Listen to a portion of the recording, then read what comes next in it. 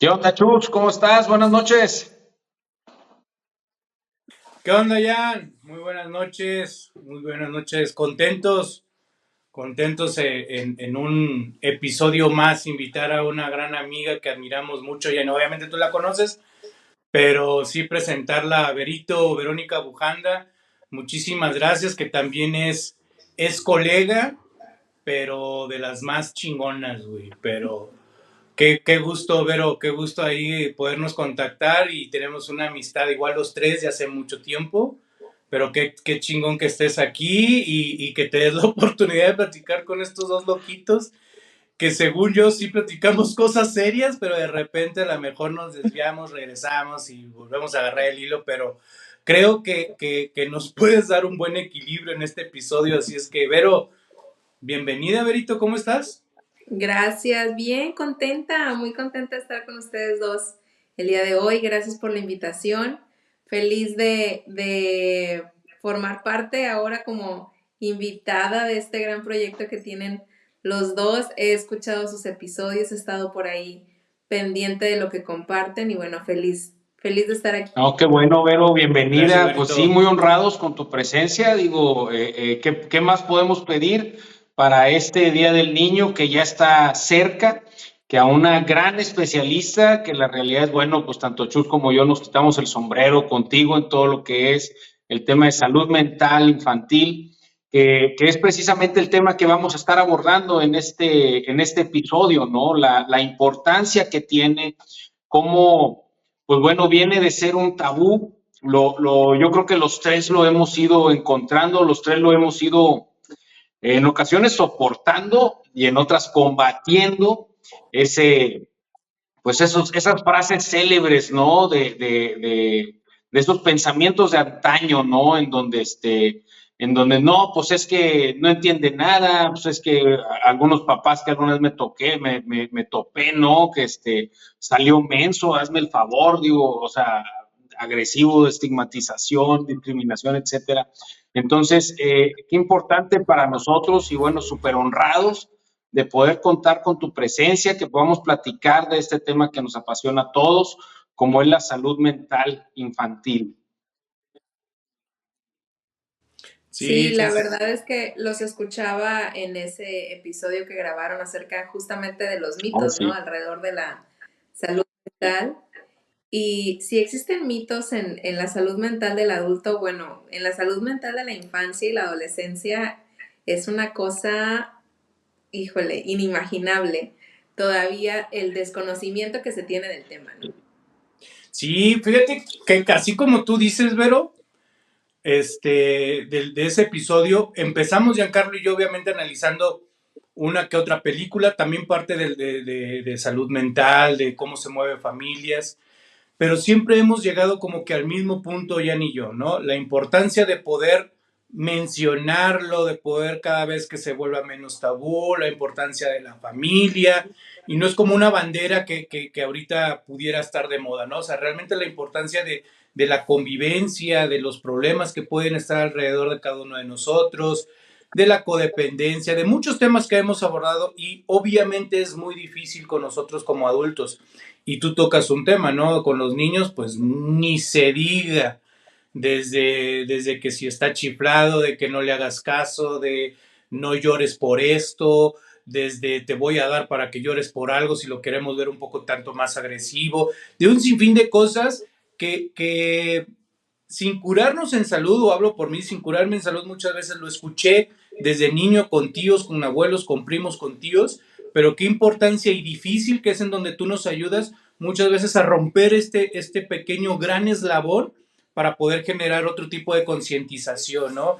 Realmente creo que el problema, y a lo mejor me voy a adelantar un poquito a tu expertise, obviamente muchas veces el tema es con nosotros, con los adultos, no es como que el niño en la terapia o la niña en la terapia, ¿no? La bronca yo creo que con la que te enfrentas, este reto, es con los papás, o tú cómo ves. Sí, justo, me preguntaban en un foro en donde estuve ya hace un par de años, que qué era, que cómo sentía yo la experiencia de trabajar con niños. Y yo naturalmente respondí, bueno, es que los niños son un dulce, el tema siempre son los papás. Y esta parte en donde cuesta mucho trabajo aceptar que hay cambios que yo como adulto necesito hacer para que entonces yo pueda ver cambios en mi hija o en mi hijo. Y a mí me gusta mucho explicarles a las mamás, a los papás que me visitan en el consultorio, que muchas veces pudiéramos estar haciendo las cosas bien en casa y aún así el trabajo de la psicología infantil es muy preventivo. Es Sí, poder enseñarles qué hacer con sus emociones, qué hacer con sus pensamientos, qué hacer con sus conductas. Y a mí me parece una herramienta tan importante el saber qué hacer con tus emociones como el saber nadar. O sea, es sí, que es una herramienta básica de vida. Y me gusta mucho también poner en contexto bueno, claramente yo no fui una niña que fue al psicólogo y muchos de nosotros tampoco porque existía un tabú grandísimo al respecto, no porque no existieran los psicólogos, los claro. psicólogos han estado ahí, pero siempre ha existido mucho tabú alrededor de la psicología y más aún de la psicología infantil. Pero les digo, imagínate que tú a tus 5, 6, 8, 13, 16 hubieras visitado a un psicólogo, hubieras visitado a una psicóloga, o sea, cuántas herramientas te hubieran aportado desde ese momento para que en tu adultez tuvieras justo estas herramientas necesarias para saber gestionar todo eso que estás sintiendo. Pero no hubo nadie que te explicara absolutamente nada y entonces creemos los adultos que en la adultez todo se va a pasar y que en la adultez todo se va a curar. No es cierto. En la adultez ya aprendimos a hacer lo que aprendimos a hacer con los mecanismos que fuimos desarrollando y incluso con las enfermedades que nuestro cuerpo fue adquiriendo a raíz de no saber qué hacer con eso que sentían. Pero no es que en la adultez todo se pase o todo se cure. Al contrario, en la adultez todo sale y todo se refleja.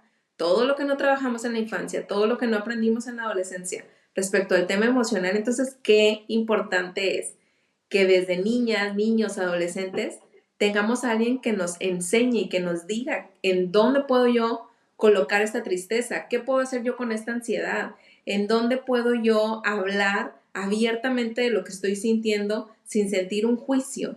Entonces, considero yo que es tan básico como aprender a nadar, como aprender a manejar, como aprender inglés, o sea, son herramientas que te ayudan no nada más para ese momento, sino para la vida en general. Sí, sobre todo, Oye, ahorita yo sé, oye, no, hombre, le quería perdón, decir, ya. güey, que yo, por ejemplo, digo, poniendo ese mismo ejemplo de cómo no se estilaba, pues, que acudieras a un psicólogo a atenderlo o algo. Digo, hace poco yo con mis hijos hacía esa reflexión y les decía, es que yo me la pasé en la primaria y la secundaria preocupado. O sea, y yo me sentía preocupado. Yo recuerdo mi primaria y mi secundaria preocupado. Después la prepa ya me valió, ¿verdad? Y creo que fue la peor. Pero de eso luego hablamos. Pero, pero la primaria y la secundaria, yo me acuerdo que me sentía muy angustiado y recuerdo que era por las calificaciones, según esto. Pero hace poco que me encuentro las calificaciones y era no estaba tan mal, güey. O sea, ni si, vamos, no había ni reprobadas. Entonces yo decía, empiezas a preguntarte como adulto, entonces, ¿qué te traía angustiado? ¿No? O sea, pero bueno, como no lo trabajabas, como no lo identificabas, pues bueno, pues ahí se va a quedar. Ya después de adulto, pues entre más te metes a este tema, pues bueno, empiezas a encontrar un montón de cosas, ¿no? Pero yo siempre recuerdo esa parte como angustiado por las calificaciones y cuando ves las calificaciones dices, ni siquiera era para tanto, o sea, ¿por qué andaba tan angustiado por ella, no? No, Y es parte de esto, ¿no? y como dice Vero ahorita, ¿no? De que todo lo que sale en la adultez, pues es algo no trabajado. Digo, no hace mucho escuché que en la adultez pues se pone peor todo, ¿no? Pero lo escuché hace mucho tiempo. No creas que lo escuché hace como 10 minutos. Este, tuvimos un episodio, Vero, con una psicóloga, Paso Campo, que si nos está viendo, pues le mandamos saludos. Y hablábamos un poquito de eso y hacíamos referencia, ¿no? Porque, bueno, pues Giancarlo fue nadador, de la importancia de la psicología del deporte, y es justo lo que lo que tú estás diciendo, pero imagínate que yo hubiera ido a un psicólogo a los 5, a los 7, a los 15, a los 14 años, y la misma pregunta le hice a Giancarlo, imagínate que tuvieras tenido un psicólogo del deporte a los 14, a los 13 años, güey. O sea, creo que no sé qué hubiera pasado, digo, por no decir, pues a lo mejor todo igual o todo, no sé, pero creo que sí algo hubiera cambiado y hubiera hecho una diferencia en algún rubro dentro de esa etapa de su vida, ¿no? Entonces, sí creo muy fuerte lo que tú dices, Vero, de que es una herramienta muy especial. Y hace poco lo platicaba con Giancarlo. En el kinder enseñan al niño a lavarse los dientes, incluso con la canción, ¿no? Y lo dije en otro episodio, los de arriba hacia abajo, los de abajo hacia arriba, las muelas en circular, te enseñan otro tipo de cosas, pero con las emociones, nada. Creo que hoy por hoy hay más foros, creo que hoy por hoy también las educadoras hablan un poquito más al respecto, lo cual parece fabuloso, pero creo que es súper importante lo que acabas de decir, pero es una herramienta básica que así como aprender a nadar desde temprana edad, el tema de dónde pongo esa tristeza y dónde canalizo este miedo, ¿no? Sí, justo. Y en las escuelas cada vez se está hablando un poco más del tema, pero nos seguimos quedando muy cortos. Nos seguimos quedando con feliz, triste, enojado, miedo y ahí está, ahí se acabó, ¿sí? Sí. Y nos quedamos todavía muy cortos, sobre todo porque el mundo de la psicología infantil es bastante amplio y justo pues se trata de ir, para empezar, desmitificando muchas cosas que escuchamos o que damos por ciertas, como en un mundo adultocentrista, donde la niña o el niño, pues, ¿de qué va a estar preocupado? ¿Cómo me dices que está teniendo depresión? ¿De qué me hablas? De ansiedad, pero si tiene todo, ¿sí? Entonces seguimos todavía como replicando estos discursos que son bastante adultocentristas y lo platicaban ustedes en este episodio de los mitos de la salud mental, que decían es como decirle al veterinario que no se le enferme la mascota, ¿sí? O al médico que no se enferme.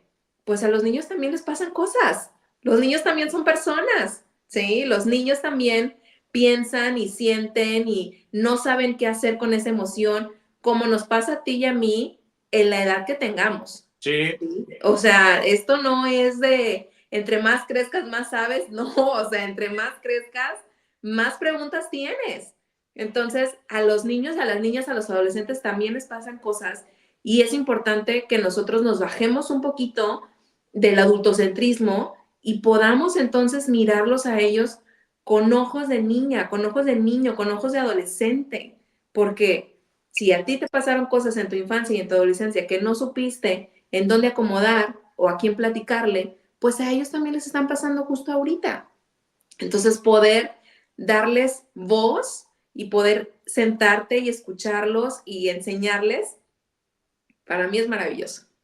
Sí, Sí, yo creo que ahí, fíjate, hace poco en una sesión platicaba con una persona sobre el tema y creo que, ahondando en lo que tú comentas, creo que es comprender también, ser empáticos con los niños, con las niñas, para poder agarrar y decir, bueno, sí, lo que para ti es resolver una gran ecuación de álgebra, por poner algo complejo, para él en su nivel cognitivo, de momento, 2 más 2 es como si resolviera la gran ecuación de álgebra que tú estás buscando resolver, ¿no? O sea, ese 2 más 2 genera esa ansiedad, ¿no? O sea, que algo que para ti es muy sencillo, yo recuerdo, le decía a mi hijo, ¿no? Me decía, es que no sé leer. Y sientes cómo te empiezas a desesperar pues, ¿cómo no vas a leer esa parte? Pero luego como que algo cambia, o sea, entras en razón y dices, espérate, un día tú estuviste en el último de kinder o en primero de primaria y también batallabas en leer. Ahorita ya no batallas en leer porque tienes 40 y tantos años, pero él va en esa etapa. Y esa parte de comprender en qué etapa va, creo que es lo importante que podemos aportar a nuestros hijos.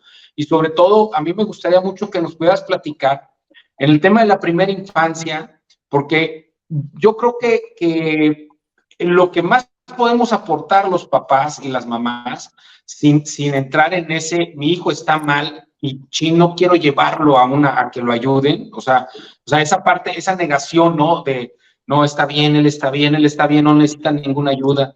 Pero más allá de alguna ayuda, ahorita que decías preventivo, a mí me gustaría que nos platicara sobre la importancia de la primera infancia y de cómo las cosas que no hagamos en ese periodo de 0 a 7, 0 a 8, se nos fueron. O sea, esa neuroplasticidad que hay, si no aprovechamos al máximo ese periodo, pues cómo se nos va a ir, ¿no? Entonces a lo mejor es, pues no ir al psicólogo porque, o a la psicóloga porque está mal, sino por de qué manera le doy más herramientas de las que ya tiene, ¿no? ¿Qué nos puedas platicar, Vero, de la primera infancia? Sí, justo, pues de los 0 a los 7 es cuando más está permeable su cerebro para aprender. No que de ahí en adelante ya no se aprenda, claro que se aprende, pero de los 0 a los 7 es como una esponja que todo absorbe.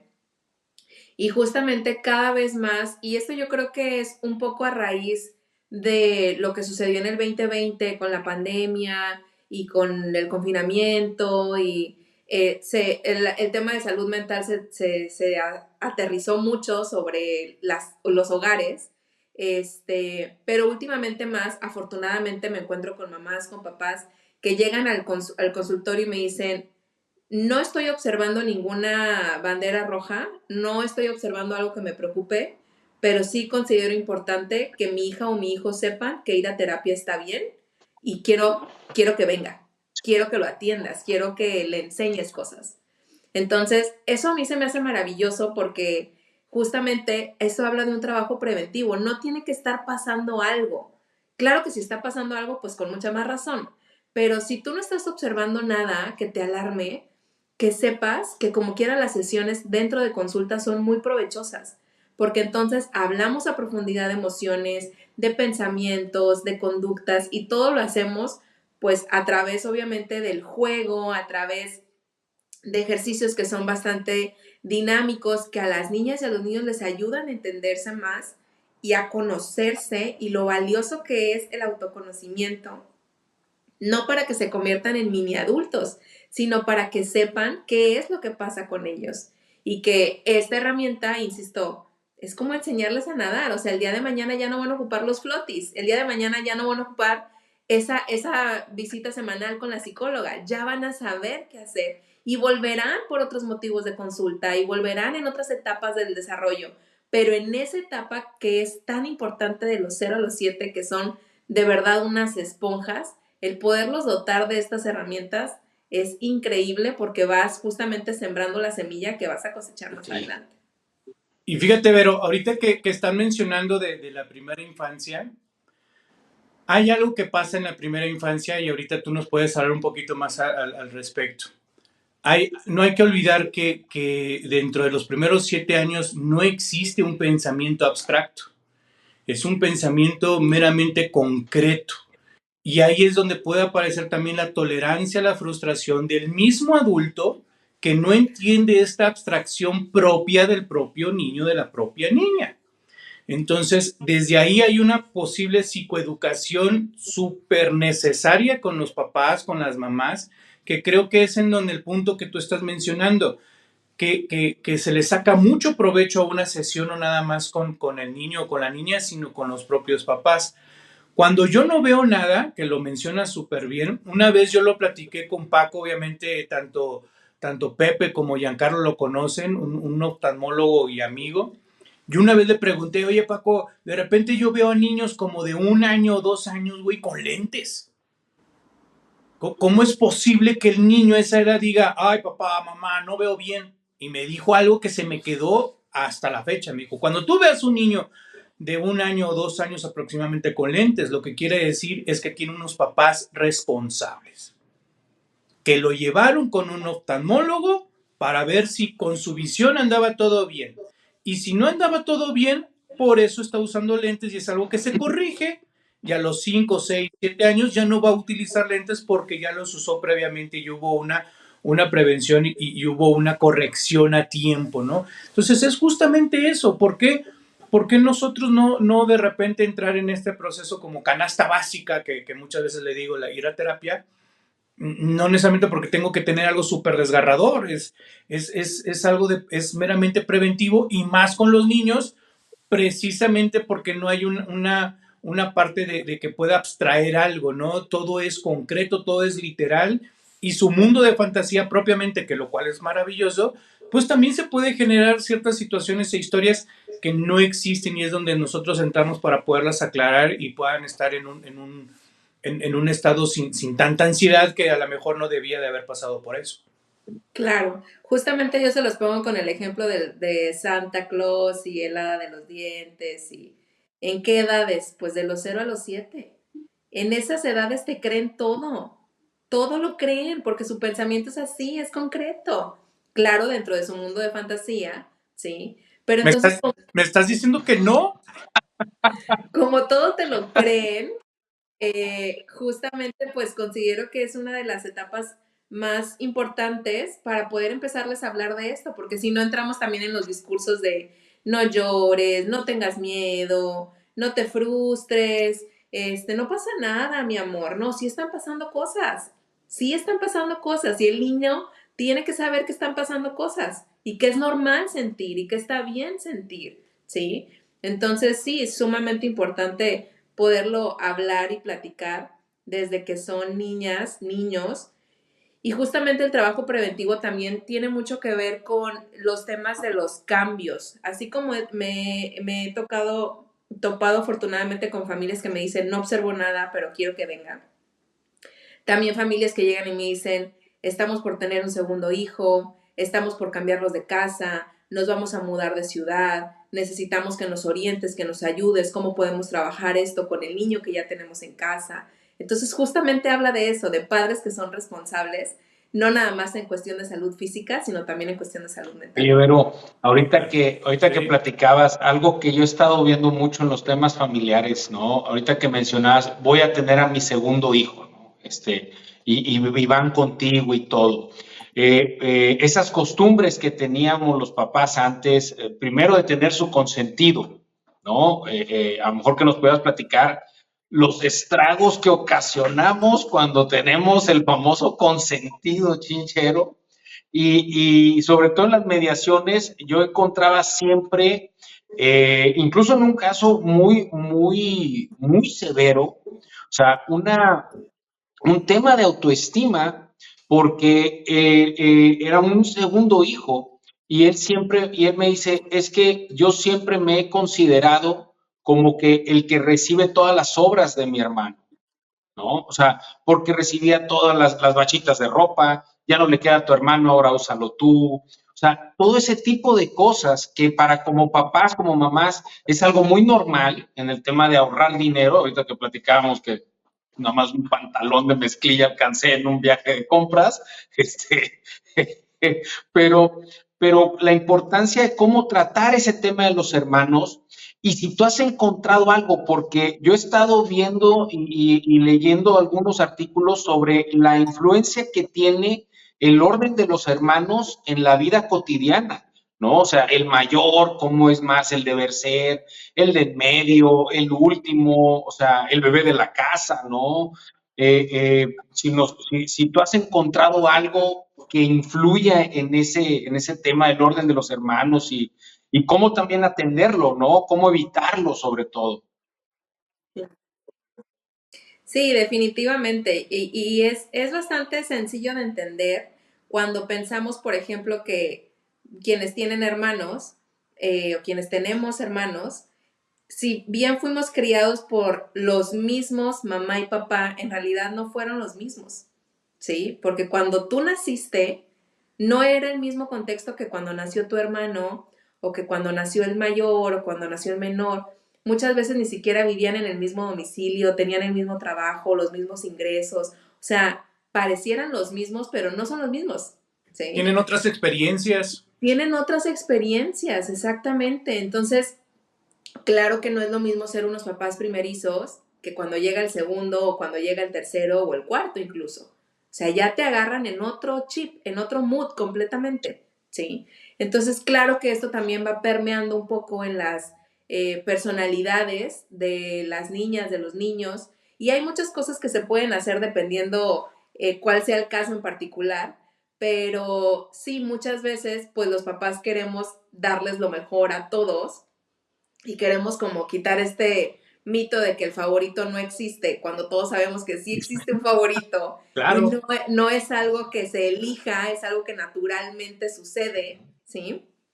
Pero sí, claro que es un factor que influye el hecho de tener hermanos y el hecho también de cómo se manejó la dinámica con los hermanos durante la infancia, porque hay muchos mamás, papás que incluso manejan todavía el discurso del hermano mayor y mira, tú eres el ejemplo y mira, te están observando y mira, a ti te están siguiendo. Y el chiquito, bueno, pues es que es chiquito, déjalo, es que es el bebé. Y entonces, claro que todo eso va marcando cosas en la dinámica. Y son cosas que se siembran en la infancia y de pronto cosechamos en la adolescencia o lo traemos cargando incluso hasta la adultez, como este caso que se sentía o se siente aún como que siempre recibió las obras.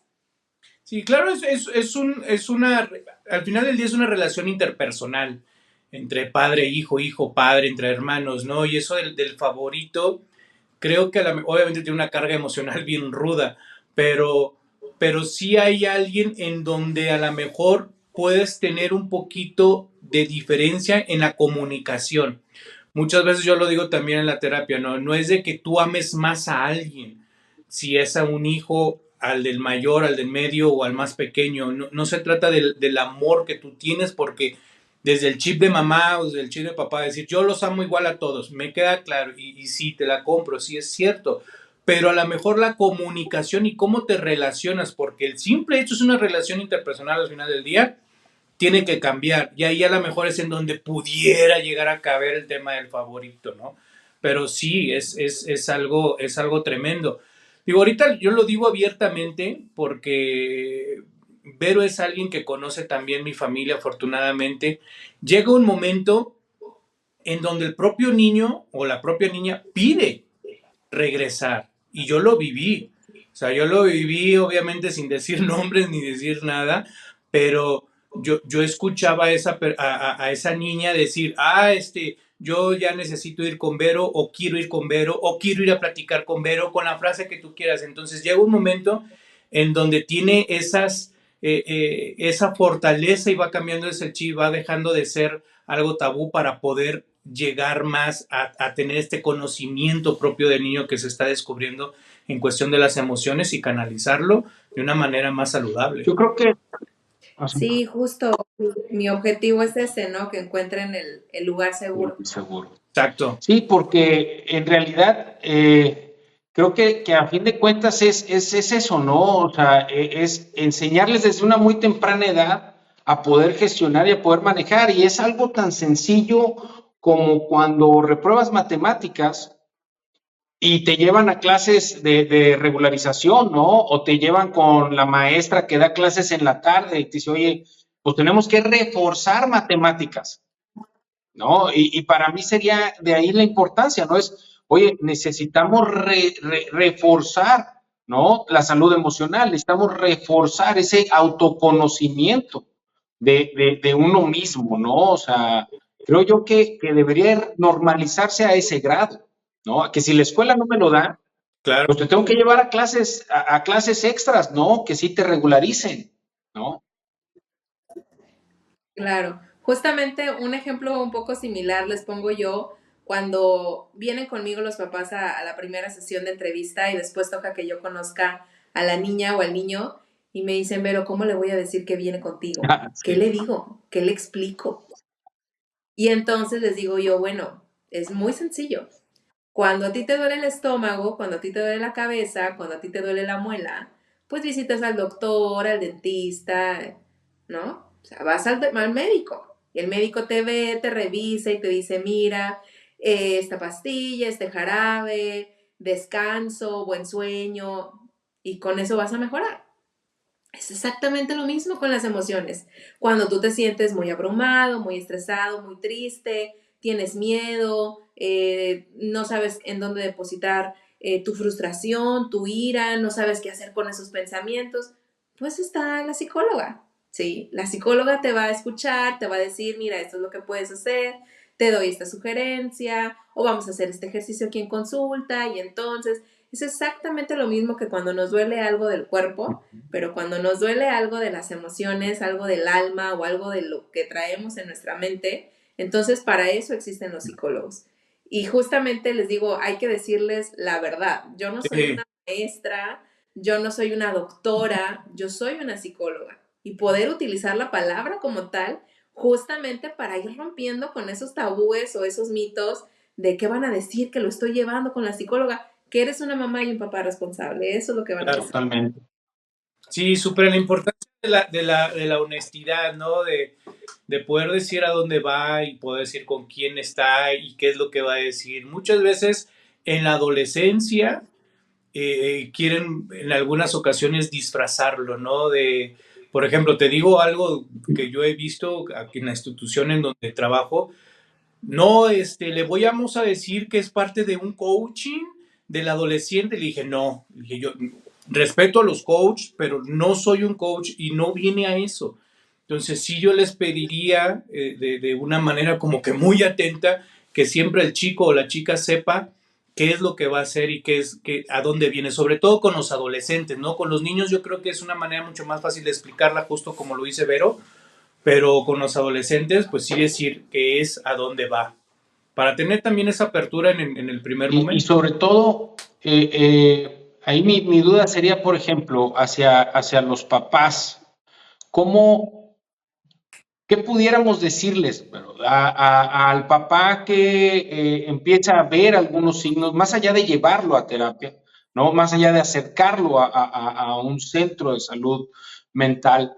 ¿Qué podríamos decirles nosotros a los papás cuando ven que su hijo, por ejemplo, batalla en la escuela, o cuando ven que su hijo, pues es obvio que trae algún cuadro de ansiedad, que aún, a lo mejor cuando los papás dicen, no van a decir tal cual, oye, mi hijo trae un cuadro de ansiedad, pero cuando ven que no gestiona bien sus emociones, cuando ven que son demasiadas rabietas todo el tiempo, o sea, tú sabes, esa frustración de como papá, como mamá, que yo he visto en muchos casos en donde ese duelo que se genera en el papá, en la mamá, por ejemplo, en un caso de un trastorno de espectro autista, ¿no? Cuando se diagnostica, ¿no? Cuando yo lo que platicaba con los papás es, yo sé que cada papá, cada mamá, pues cuando nace tu hijo o hija, lo ves en las Olimpiadas o lo ves como un gran profesionista, un gran funcionario, qué sé yo,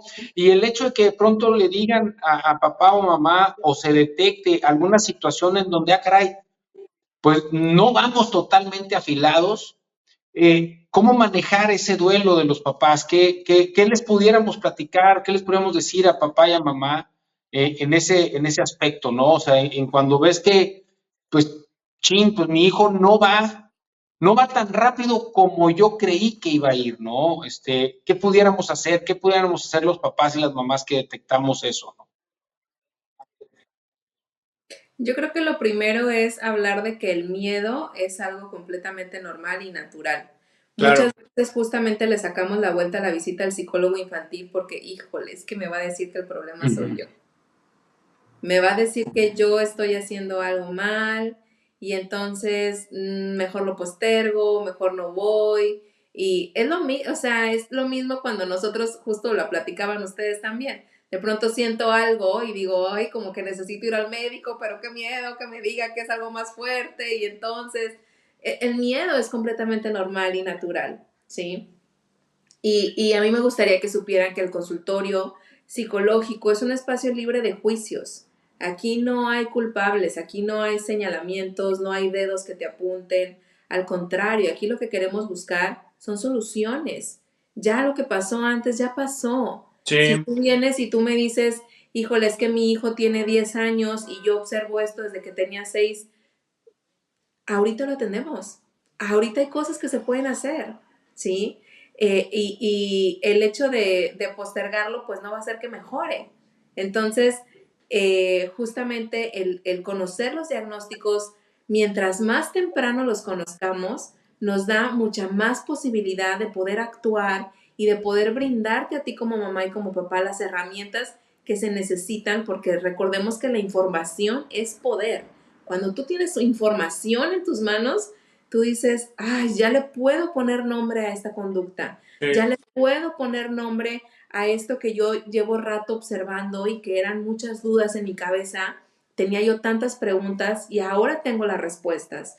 Entonces, te das una oportunidad a ti, le das una oportunidad a tu hija o a tu hijo y también a ese profesional de la salud que te está atendiendo de poder justamente brindarles las herramientas que ustedes necesitan porque siempre queremos lo mejor para nuestras hijas y para nuestros hijos.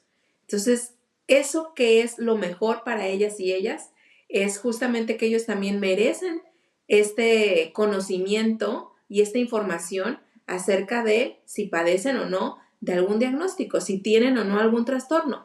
Eso también es cuidar de ellos, el que ellos puedan tener esa información y ese acceso a los profesionales de la salud que pudieran apoyarles. Súper. Oye, Vero, hace mucho yo leí una frase que me encantó justo por estas fechas del Día del Niño y de la Niña, que uno de los mejores regalos que le puedes hacer a un niño es un buen recuerdo. Entonces, creo que en estas fechas, no nada más un buen recuerdo si lo saco a una convivencia, a vacaciones, a lo que sea, ¿no? Como un poquito a lo mejor, a lo mejor más profundo, ¿qué es generarle un buen recuerdo a un niño? Mira, cuando yo aprendí acerca de apego, que de Sí, eso fue mi tesis de maestría, y con cuando Don aprendí, Volpi. sí, cuando aprendí acerca del trauma infantil, aprendí también algo muy valioso que es que los papás siempre la vamos a regar. Sí, Los papás siempre vamos a meter la pata. Por más informados, estudiosos y maestros que seamos en el tema, la vamos a regar y vamos a meter la pata. Y a veces metemos tanto la pata que caemos en situaciones de maltrato, ya sea verbal, psicológico, negligencia, etcétera, ¿sí? La situación con los recuerdos o la situación de ahora con nosotros los adultos que decimos cosas como, mira, a mí me pegaron de chiquito y estoy bien, o a mí me daban con el cinto y no me pasó nada, pues ponle tú que piensas que no te pasó nada, claro que te pasó algo, ¿sí? Para empezar, normalizaste la violencia, pero digo, hay de violencia, violencia y de maltrato, maltrato, ¿verdad? Hay niveles, hay intensidad, etcétera.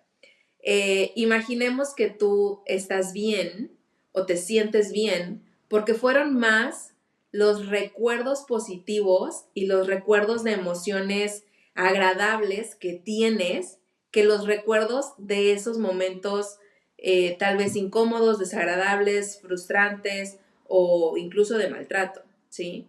Entonces se trata de que la vamos a regar, eso es indudable, pero poder dotarlos de experiencias y de recuerdos que para ellos sean ese recuerdo que puedan tener para los años venideros, ¿sí? No para ahorita que tiene 6 años, no para ahorita que tiene 8. Cuando tenga 30, cuando tenga 35, cuando tenga 40, va a voltear atrás y va a decir, yo me acuerdo cuando nos montábamos todos en la camioneta y nos íbamos al río y entonces mi mamá hacía unos sándwiches riquísimos y entonces es eso, o sea, no es, digo, yo sí me acuerdo que a mí me regalaron el microornito, pero además del microornito, o sea, la cantidad de recuerdos, de experiencias que es sumamente valioso e importante justamente porque es lo que más se queda grabado en nuestro cerebro. Esa experiencia, cuando la juntamos con una emoción, esa situación que estamos viviendo, cuando se conjuga con una emoción, entonces se convierte en un recuerdo para toda la vida. súper. Entonces, más allá del el último PlayStation, es esa experiencia, ese recuerdo que tú le vas a brindar a tu hija o a tu hijo cuando se salieron a la banqueta a hacer barquitos de papel. Bien. No es irse a Disneyland, es ese momento de conexión que justamente es lo que se va a quedar impregnado en su cerebro y que es lo que va a recordar tenga la edad que tenga. Oye, es como Total. cuando compras el super juguete y terminas jugando con la caja del juguete, ¿no?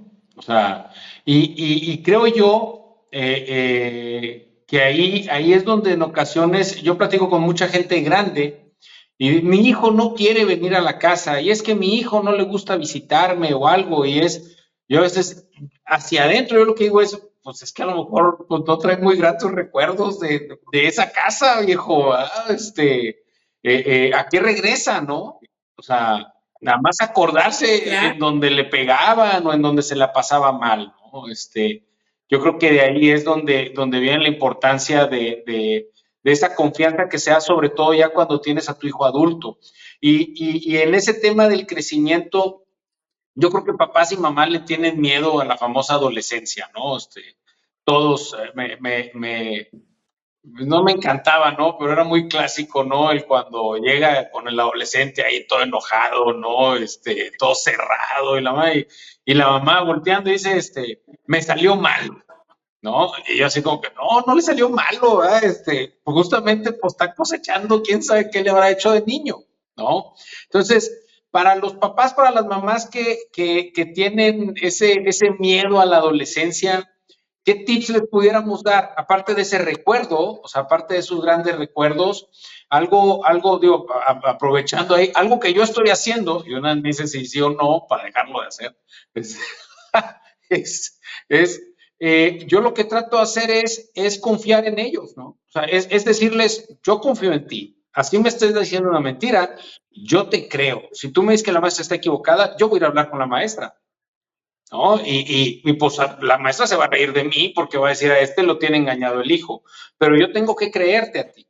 Pero más allá de eso, si está bien, bueno, pues ahí lo sumas, pero ¿cuáles pudieran ser algunos, digamos, como tips que pudiéramos pasarle a papá y a mamá de decir, ok, ahorita mi hijo es un niño, es una niña, eh, ¿qué puedo hacer yo para tratar de, porque al final, bueno, es un montón de elementos, me queda claro, pero al menos, ¿qué puedo hacer yo para decir, bueno, lo intenté, ¿no? O sea, ¿de qué manera yo puedo, qué tips pueden tener ellos para decir, estoy trabajando para que la adolescencia sea lo menos adolecedora? Bueno, ahí les van dos. El primero es que no nos olvidemos que tengan la edad que tengan, te siguen necesitando. Sí. Siguen necesitando de ti. No importa si ya tienen 12, 14, 16, 18, no importa si te ponen ojitos de huevo, no importa si azotan la puerta, no importa si te dicen, oh, siguen necesitando de ti. No importa la edad que tengan. Punto número uno. Y punto número dos es, esta frase la escuché justo de otro colega que hablaba justo de la adolescencia, de la infancia y la adolescencia, y decía que la conexión que tú tienes que tener con tus hijos debe de ser tan fuerte para que tú como adulto puedas identificar qué es lo que tu hijo necesita de ti en ese momento. Y pueden ser dos cosas, que lo sueltes y que confíes en él, o que le des contención y lo apapaches, ¿sí? Que fomentes esa autonomía, esa seguridad cuando lo sueltas y le dices confío en ti, o que lo contengas, que lo apapaches y que le digas, aquí estoy y yo te sigo sosteniendo la espalda, ¿sí? Entonces, el poder fomentar esa conexión justamente se da desde la infancia. Claro que si no lo hicimos en la infancia y lo queremos hacer en la adolescencia, lo podemos lograr, estamos a tiempo, nunca vamos tarde, ¿sí? Pero justamente, si nosotros empezamos a cosecharlo desde la infancia, cuidando los recuerdos, cuidando las experiencias, cuidando también de pronto estas frases que tenemos tan naturalizadas como ahorita que venga tu papá vas a ver, pues claro que de pronto llega la adolescencia y llegan al consultorio las mamás y me dicen, nada le quiere contar al papá. Pues no, si siempre fue una figura de temor, de miedo, de el logro de la casa o del justiciero, pues claro que en la adolescencia no le van a querer contar nada al papá.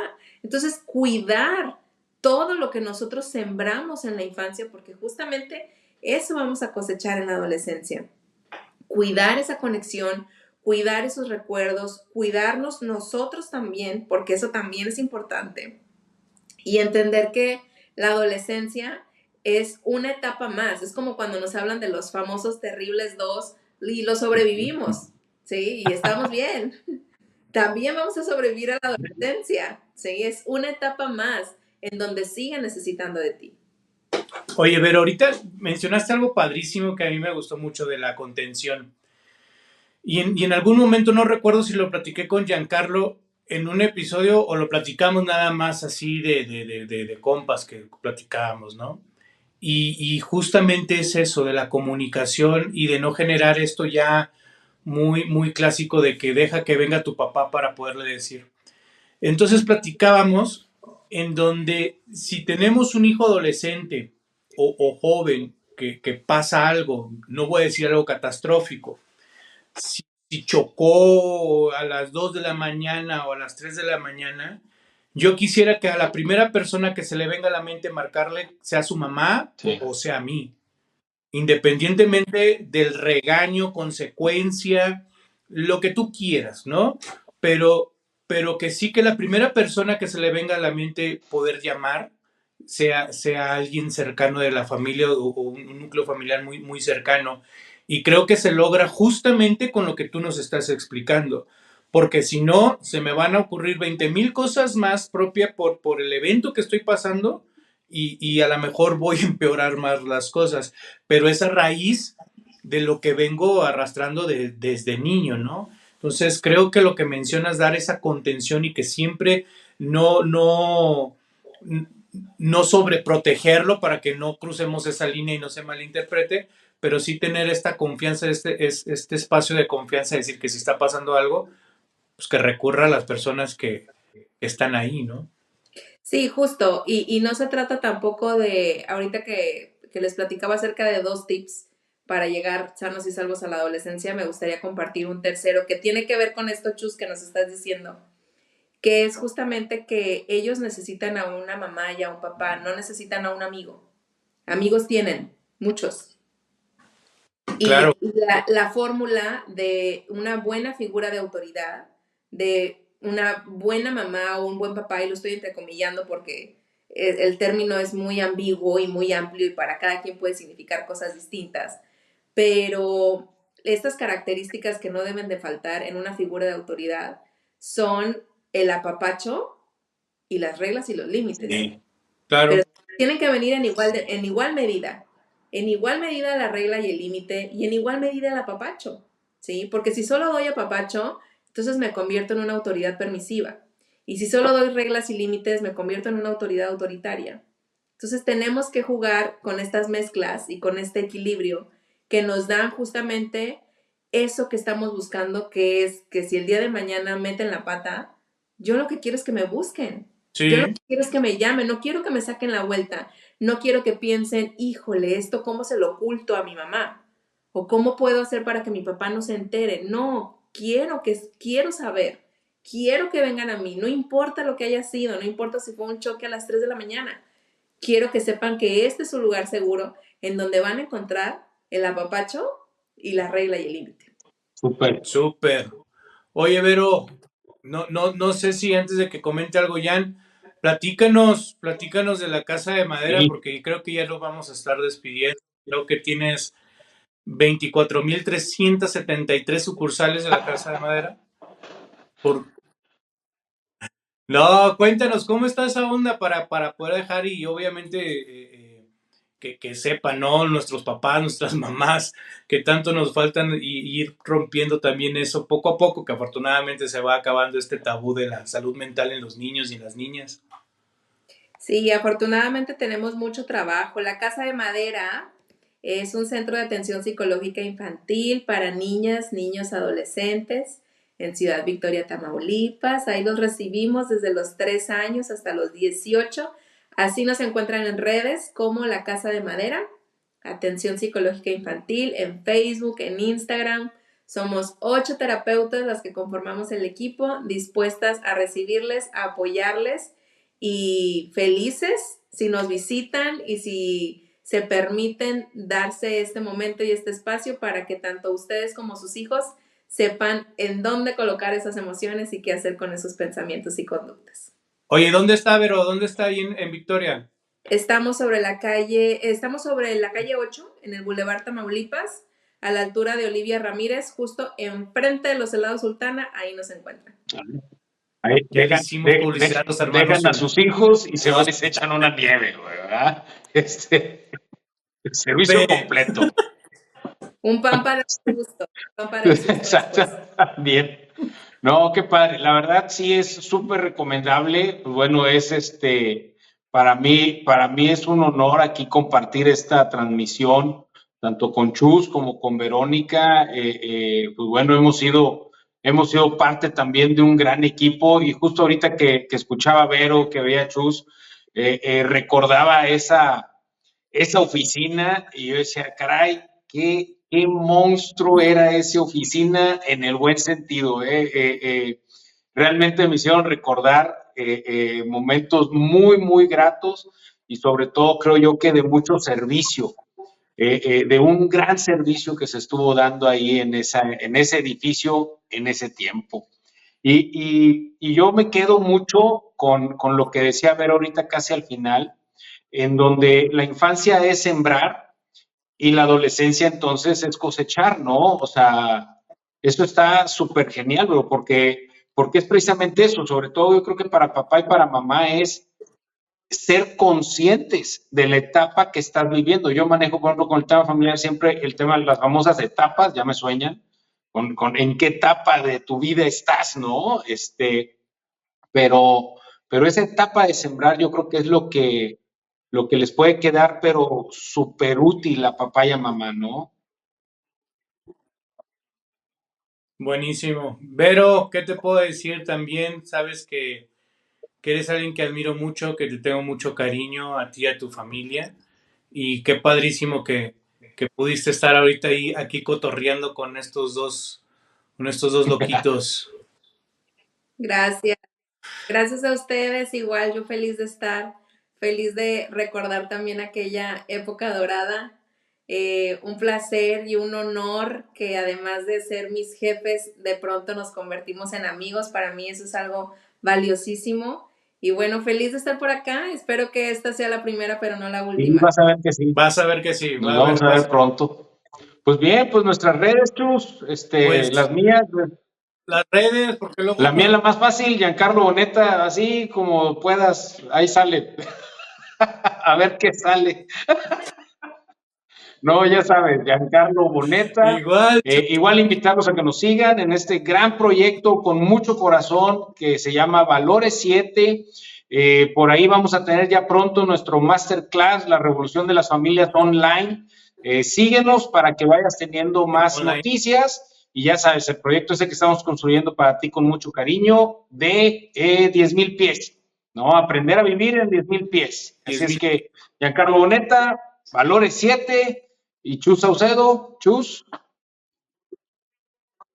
Chus Saucedo, Valores 7, también me encuentran donde en Instagram y Facebook igual como Chus Saucedo, Valores 7, www.valores7.com. YouTube. ¿Qué más se nos olvidó?